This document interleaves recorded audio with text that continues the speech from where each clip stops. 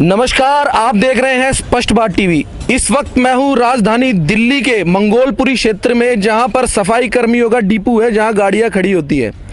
लगभग 5 दिन हो गए हैं जसविंदर पहलवान को यहां भूख हड़ताल पे बैठे। कल इन 5वां दिन है। जसविंदर पहलवान जी, क्या लग रहा है कि आपकी बात नहीं सुनी जा रही है?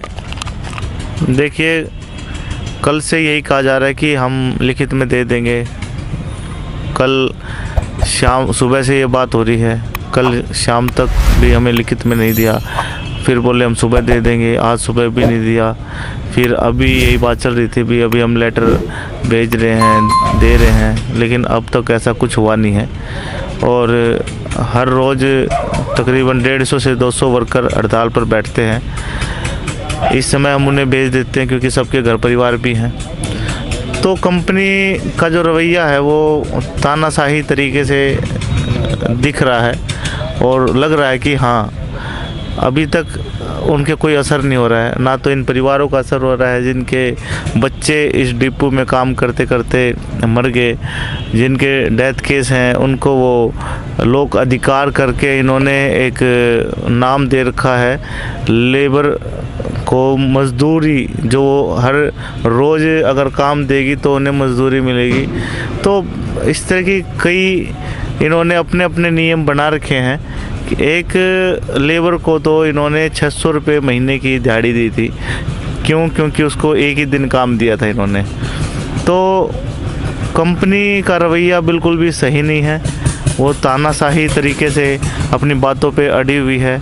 उन्हें किसी के परिवार की कोई परवाह नहीं है। जो यहाँ काम कर रहा है उनकी परवाह नहीं है। जो इस कंपनी में काम करते हुए मर गए, जिन्होंने इस कंपनी के लिए जीवन खपा दिया, उनकी भी उन्हें कोई परवाह नहीं है, ना उनके परिवारों की परवाह है। देखिए, मरने की बात की जाए तो पीड़ित बात आती है। महिलाएं हमारे साथ बैठी है, महिलाओं को देख सकते हैं। माता जी, क्या समस्या है? समस्या जी है कि साहब मेरा लड़का गुजर गया था। मैं यही चाहती हूँ, उसका एक लड़का है, अब उसको पालने में बड़ी परेशानी हो रही है। अब जब तक मैं जी रही हूँ तो जी बहू है, जब तक अपनी पाला, जब मैं जी रही हूँ जब तक है, फिर आगे चल के नहीं जाना, पता नहीं क्या होएगा। तो इसलिए मैं समस्या चाहती हूँ कि मेरे लड़के को ड्यूटी मिल जाए तो बहुत बढ़िया है। देखिए, जब राजधानी दिल्ली का ये हाल है, भारत की राजधानी दिल्ली का ये हाल है, तो गांव देहात में क्या हाल होता होगा आप समझ सकते हैं। ये कागज पत्र आपने किस चीज़ के लिए? लड़के के गई हैं, लड़के के हैं पूरे कागज। कभी कंपनी वालों से आपने बात करने की कोशिश की? करी थी, तो कोई सुनवाई नहीं है। वहाँ क्या रवैया था उनका महिलाओं के साथ? मैं लोगों के साथ में तो नहीं जाओ यहाँ से, जब कोई सुनाई नहीं है, कागज़ ले लेते हैं, दल लेते हैं, फिर जमा नहीं करते। ऐसे लोग कंपनी में तो वापस कर देते हैं, फिर बुलाते हैं, फिर वापस कर देते हैं। ये हाल है कंपनी में। सोनिया मैडम। बहन जी, क्या आप भी साथ गए थे? भैया मैं साथ तो गई थी। जितनी बार जाते हैं, कभी सोनिया मैडम कहती है कि आप वर्मा सर से बात करिए, आप वर्मा सर से पास आते हैं तो कहते हैं सोनिया मैडम के पास चाहिए। सोनिया मैडम तो इतनी बिजी रहती है, बात करने के लिए भी राजी नहीं है। उनके आगे जाते हैं तो उनके बाहर से ही दलाल मना कर देते हैं कि अभी मैडम आई नहीं है। वर्मा सर से बोले कागज जमा कर लेते हैं, बाकी आगे जाके वो कागज जमा नहीं करते हैं। कहते हैं जब फोन आएगा, जब आपको बुलाया जाएगा, उसके पहले। देखिए, हक अधिकार की बात हो रही है, कोई सोने चांदी की बात नहीं हो रही है। केवल अपना हक अधिकार के लिए इनको यहाँ से वहाँ भटकाया जा रहा है। क्या मांग रहे हैं? केवल अपने पति की जगह पे नौकरी, अन्यथा और कोई लालच वाली बात नहीं है। हमारे साथ है रॉयल वाल्मीकि आर्मी के राष्ट्रीय अध्यक्ष विशाल चावरिया जी। सर, इतना बड़ा अत्याचार हो रहा है भारत की भूमि पे, जिसे राजधानी कहा जाता है, कैसे देख रहे हैं? क्या बहरा हो गया है शासन प्रशासन? पहले तो मैं आपके चैनल को बहुत धन्यवाद करूँगा भाई साहब, जो आप दबे कुछ लोग की आवाज़ उठाते हो। मैं तो ये कहना चाहता हूँ, अंग्रेज़ों के शासन में भी इतना अत्याचार नहीं था हमारे लोगों पे जितना आज ये कंपनियाँ और जो हमारे लोगों पे अत्याचार कर रही है। कंपनियां बंद होनी चाहिए और इनके ऊपर केस होना चाहिए। जैसे अभी हमारे मेहरुल्ला साहब ने बोला, हमारे जसविंदर पहलवान जी ने बोला, ये ब्लैक लिस्ट होनी चाहिए।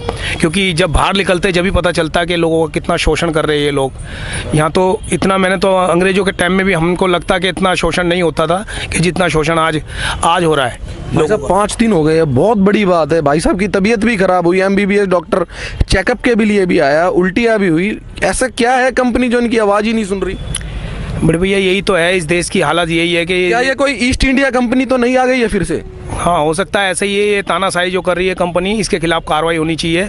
और जैसे अभी जसविंदर पहलवान जी के बारे में बताया गया कि अभी खून भी आया है इनको और उल्टी भी आई है, इनको चक्कर आ रहे हैं। जसविंदर पहलवान जी को आज 5 से 6 दिन हो गए हैं भूख हड़ताल पे बैठे हुए। कोई भी एक अन्न का दाना इनके पेट में नहीं गया है, सिर्फ पानी पी रहे हैं ये। तो ये भी ये कंपनी देख नहीं रही है कि एक इंसान भूखा प्यासा बैठा हुआ है, तो इनकी कहीं ना कहीं मांग पूरी होनी चाहिए। और हम जसविंदर पहलवान जी के साथ है, जो जसविंदर पहलवान जी करते हैं बहुत अच्छा करते हैं, और दबे कुचलों की आवाज़ जसविंदर पहलवान जी उठाते हैं। जहाँ पे भी कोई शोषण होता है, जहाँ पे भी कोई अत्याचार होता है हिंदुस्तान में, वहाँ जसविंदर पहलवान जी पहुँचते हैं। और हमारे बीच में हमारे अध्यक्ष जी भी है, हमारे महरोलिया साहब। देखिए हमारे बीच में है राजपाल महरोलिया जी, जो अखिल भारतीय मजदूर संघ के संस्थापक भी हैं और एक समाज सेवी भी हैं, जो कि सामाजिक उत्थान कार्यों के लिए, गरीबों के लिए, दलितों के लिए सदैव आवाज़ उठाते आए हैं और आज जसविंदर पहलवान की मदद भी करने आए हैं। बाबूजी बहुत बहुत स्वागत है आपका। कैसे देख रहे हैं इस समस्या को? देखिए, सही मायनों में तो ये समस्या नहीं है, ग्रीवेंसेस है, और इनके जो मौलिक अधिकार हैं जो कि एक कर्मचारी को मिलने चाहिए, वो सारी चीज़ें मैंने इनका चार्टर ऑफ डिमांड पढ़ा है। लेकिन कंपनी पता नहीं क्यों आंख बंद करके बैठी है। ये तो या तो कमिश्नर एमसीडी से बात की जाए, इस कंपनी को ब्लैकलिस्ट कराया जाए, या फिर ये कंपनी के आला अधिकारी बैठकर बात करें।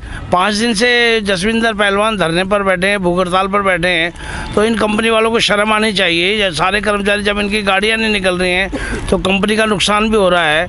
ये कोई भीख तो नहीं मांग रहे हैं, जो इनके मौलिक अधिकार हैं वही मांग रहे हैं, जो कि एक कर्मचारी के को मिलने चाहिए। अब जैसे माता जी बैठी है, इन्होंने बताया अपना हिस्सा, इनका बेटा यहाँ नौकरी करता था, उसकी डेथ हो गई, ऑन ड्यूटी डेथ हुई। अब वो डिमांड करेगी मेरे दूसरे बेटे को हेल्परी में लगा दिया जाए। कोई सरकारी नौकरी तो नहीं मांग रही ना, एक प्राइवेट नौकरी मांग रही है, उसमें भी इनको शर्म नहीं आनी चाहिए, शर्म आनी चाहिए। बाबूजी लोकतांत्रिक देश कहा जाता है भारत को, इसमें न्याय की बात होती है, संविधान की बात होती है। एक रजिस्टर्ड ट्रेड यूनियन है अखिल भारतीय सफाई, उसका फाउंडर हूँ और नेशनल जनरल सेक्रेटरी हूँ। देश के कानून मंत्री अर्जुन राम मेघवाल जी हमारे पैटर्न हैं। अभी वो कलकत्ता में हैं, मेरी अभी बात हुई है, वहाँ से वो आ जाते हैं, दुर्गापुर में हैं। तो एक तो चुनाव का माहौल चल रहा है, तो जैसे ही वो आते हैं हम एमसीडी के कमिश्नर को बात कराएंगे, टेलीफोन कराएंगे, उनसे चर्चा कराएंगे। और एमसीडी के अब ये मामला कंपनी के पास नहीं ले जाएंगे हम, इस मामले को एमसीडी के कमिश्नर, क्योंकि वो प्रिंसिपल एम्प्लॉयर है इनका, एमसीडी ने ही इस कंपनी को ठेका दिया है कूड़ा उठाने का। तो हम एमसीडी के कमिश्नर से बात करेंगे, ज्ञानेश भारती जी से चर्चा करेंगे और इस कंपनी को ब्लैक लिस्ट कराएंगे। देखिए कहीं ना कहीं एक आश्वासन दे रहे कंपनी को ब्लैक लिस्ट कराने का। हमारे साथ है जाने माने समाज सेवी जितेंद्र बागड़ी जी। जितेंद्र बागड़ी जी क्या कहना चाहेंगे? बस मैं तो इतना ही कहना चाहूँगा, अपने हकों की लड़ाई लड़ रहे हैं यार, कोई भीख थोड़ी ना मांग रहे हैं इनसे, कंपनी से। भाई साहब वो कंपनी वाले तो एसी में सो रहे हैं, पहलवान जी को 5वां दिन है, मच्छर भी खा रहे हैं, आप पास में नाला भी देख सकते हैं। ये चीज़ तो गौरव जी हम साथ बैठे हुए हमें पता लग रहा है कि मच्छर खा रहे हैं, क्या है यहाँ पे, सांप भी हो सकता है, बिच्छू भी हो सकता है, कुछ भी हो सकता है। हमारे पहलवान जी बिल्कुल 5 दिन से भूख हड़ताल पे है, उनका एक दाना नहीं गया है, और हम पहलवान जी के साथ है बिल्कुल तन मन धन एक तरीके से। और हम बिल्कुल तानाशाही बिल्कुल बर्दाश्त नहीं करेंगे, और हम जहाँ तक भी हमारी लड़ाई जाएगी, चाहे हमें मरना पड़े, चाहे जान जाए, इसका कुछ भी जाए, पर लेकिन हम अपनी मांगे मनवा के रहेंगे कंपनी से। देखिए अनशन की, अपने हक की लड़ाई लड़ रहे हैं, ना कि किसी भीख मांग रहे हैं। देखिए अनशन की बात की जाए तो देश के हीरो भगत सिंह जी को याद किया जाता है। आज के युग का मैं इन्हें कम से कम भगत सिंह मानता हूँ। आज भगत सिंह जी की एक तरह से ईस्ट इंडिया कंपनी कहूँगा मैं इस कंपनी को, जो इतना अत्याचार कर रही है, उनका ये हाल कर दिया है कि आज ये मच्छरों में यहाँ है, नाला भी यहाँ पास है। कैसे देख रहे हैं? गौरव जी, पहले तो मैं आपको सलूट करना चाहूँगा, क्योंकि जिस तरीके से आप दबे कुचले समाज की जो आवाज़ उठाते हैं पूरी दिल्ली के अंदर, और हमारे राष्ट्रीय अध्यक्ष और मैं ऐसे शेर को सलूट करना चाहूँगा जो भूखे प्यासे आज समाज के लिए, समाज के हित में जो लड़ाई लड़ रहे हैं। आज मैं भी यहाँ पे पहुँचा हूँ, मैंने देखा कितना बुरा हाल है यहाँ पे, मक्खी मच्छर, और यहाँ जैसे भी हमारे जितेंद्र बागड़ी जी ने बोला, यहाँ सांप बिच्छू कुछ भी हो सकता है, और कितनी जर्जर हालत यहाँ पे है। और भूख हड़ताल पे जसविंदर पहलवान जी बैठे हुए हैं, तो मैं इनको दिल से सलूट करता हूँ।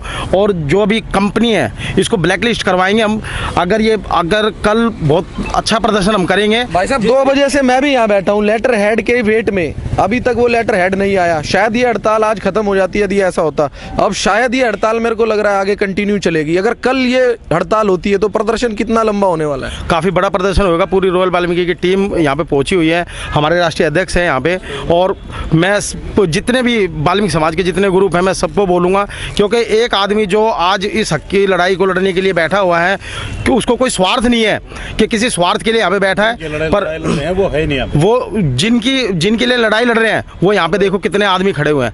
मैं उन सबको बोलना चाहूँगा, अगर ये तुम्हारी हक की लड़ाई लड़ रहे हैं तो तुम्हारे को साथ खड़ा होना चाहिए, कंधे से कंधा मिला के। ये रात में तुम इनको छोड़ के चले जाते हो, अब तुम तो अपने घरों में बैठे हो, उस आदमी को देखो जिसको कोई स्वार्थ नहीं है, तुम्हारी हक की लड़ाई लड़ रहे हैं वो। तो कल इस प्रदर्शन को हम काफ़ी ऊपर लेके जाएंगे, क्योंकि जिस तरीके से आज हमारे पास बात आई थी, हम चाह रहे थे कि आज हम अनशन तोड़वाएंगे, और हमारे राष्ट्रीय अध्यक्ष इसीलिए आए थे रोयल वाल्मीकि के कि आज हम ये अनशन तोड़वाएंगे, पर ऐसा हमको दिखा नहीं। ये प्रदर्शन काफ़ी उग्र रूप लेगा आगे। कल क्या होने वाला है विशाल जी? अनशन तो नहीं टूट पाया आज। ईस्ट इंडिया कंपनी कहूँगा मैं उसको, जिसने अपना फरमान अभी नहीं भेजा, लेटर हेड पे जो मांगे थी वो पूर्ण रूप से नहीं भेजी। कल क्या होने वाला है? ये हमारी मांगे नहीं मांगते तो यहाँ पे बहुत बड़ा धरना होगा, बहुत बड़ा आंदोलन होगा। हमारे बीच के अंदर हमारे बहुत बड़े नेता हमारे बीच में बैठे हुए हैं, क्योंकि जैसे हमारे बड़े कहेंगे हम वैसे चलेंगे, क्योंकि आज कहीं ना कहीं हमें एक होने की ज़रूरत है। 55 साल इन्होंने समाज को दिए है, जैसे जितेंद्र भाई बता रहे हैं, और सबको मालूम है, पूरे हिंदुस्तान को मालूम है। और आज भी हमारे साथ बैठे हुए हैं, हमारे को कंधे से कंधा मिला के हमारे साथ है, जसविंदर पहलवान जी के साथ है, क्योंकि जब तक हम एक नहीं होंगे हम अपनी लड़ाई कोई भी नहीं जीत पाएंगे। घर में बैठना, टेलीविज़न देखना, एसीओ के अंदर बैठ के कोई फ़ायदा नहीं है मेरे भाइयों। घर से निकल के बाहर आना पड़ेगा, देखना पड़ेगा कि कितना हमारे ऊपर जातिवाद हो रहा है, कितना अन्याय हो रहा है हमारे ऊपर। ये इसीलिए होता है क्योंकि सबको मालूम है कि इनके लोग घरों में बैठे रहते हैं, ये अपनी लड़ाई को आगे नहीं बढ़ाते। पर ये लड़ाई बहुत आगे तक जाएगी, क्या इसके लिए कुछ भी करना पड़े हमारे को। देखिए, दलित समाज के मैं कहूँगा मसीहा भी और एक तरह से भीष्म पितामह भी इनके साथ है दलित समाज के। अब देखने वाली बात यह है कि लड़ाई कितनी लंबी जाती है। ये जो कंपनी है, इसको मैं ईस्ट इंडिया कंपनी कहूँगा, ये ईस्ट इंडिया कंपनी कब तक नहीं झुकती, कब तक हमारी माताएं, हमारी बहनें इस तरह परेशान होती रहेंगी, धक्के खाती रहेंगी। कितने साल हो गए माता जी? साल तो हो गई, कम से कम हो गई 3-4 साल है तो 7 साल हो गए। 7 साल हो गए भाई जी, 7 साल। शायद आपको रोना आ जाएगा अगर इनके बारे में सोचेंगे, सुनेंगे। 15,000 रुपये मिलते थे इनके आदमी को, जिससे घर चलता था। आप किसी स्कूल की फ़ीस देने जाएंगे तो 6-7 हज़ार रुपये फ़ीस है, 5,000 रुपये रूम का रेंट है। क्या बचेगा? 5,000 रुपये में सब्जी ले आएंगे पूरे महीने की? क्या काट पाएंगे आप पूरा महीना? तो ये है इस ईस्ट इंडिया कंपनी का जुर्म। मिलते हैं फिर एक नई खबर के साथ, तब तक जय हिंद, जय भारत, वंदे मातरम।